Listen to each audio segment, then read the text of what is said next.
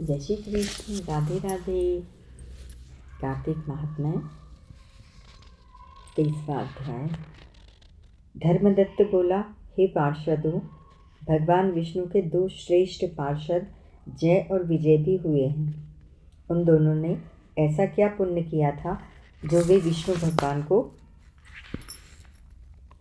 स्वरूप को प्राप्त हुए। पार्षद बोले, हे धर्मज्ञ ब्राह्मण, विष्णु की कन्या देवहूति के कर्दम जी का दो पुत्र उत्पन्न हुए। बड़ा जय छोटा विजय हुआ। इसी देवहूति से योगी कपिल देव जी जन्मे थे। जय और विजय ने धर्म का पालन करते हुए अपनी समस्त इंद्रियों को भगवान विष्णु की आराधना में लगा दिया।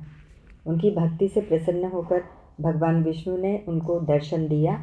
एक समय मसूत राजा ने उनको यज्ञ कराने में चतुर जानकर बुलाया।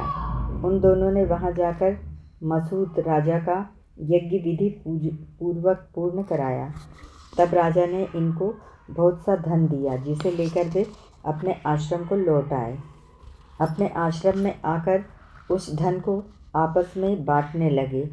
जय ने कहा, इस धन को समान भागों में बांट लो। तब विजय बोला, नहीं, जो जिसको मिला है वही उसे रखें। तब जय ने क्रोध से विजय को शाप दिया कि तू समान भाग करने को तत्पर नहीं है, इससे ग्रह होगा।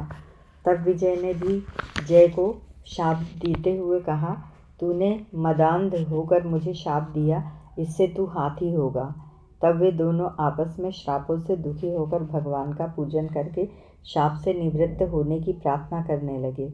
उसी समय भगवान ने प्रकट होकर कहा, मेरे भक्तों, शाप कभी मिथ्या नहीं होंगे। मैं इनको नहीं लौटा सकता। तुम लोग इन शापों को भोग कर मेरे पद को प्राप्त करोगे। इतना कहकर भगवान अंतर्ध्यान हो गए। इस प्रकार वे दोनों शापों द्वारा ग्रह और गज होकर रहने लगे। कार्तिक पूर्णिमा के दिन ग्रह ने गज का पैर पकड़ लिया।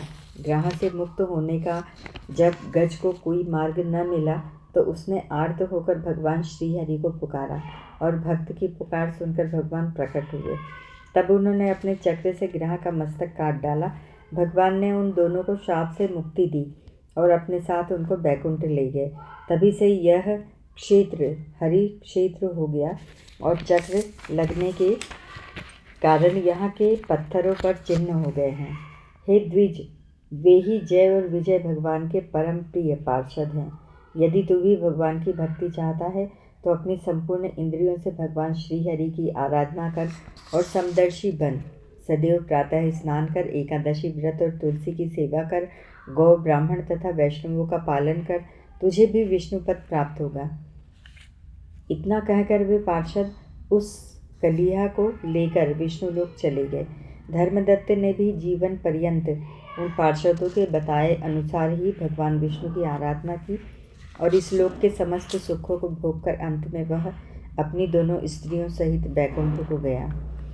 महर्षि नारद बोले, हे राजन, इस पुनीत कथा को कहने और सुनने वाले दोनों ही परम पुण्य के भागी होते हैं। हरिओम तत्सत।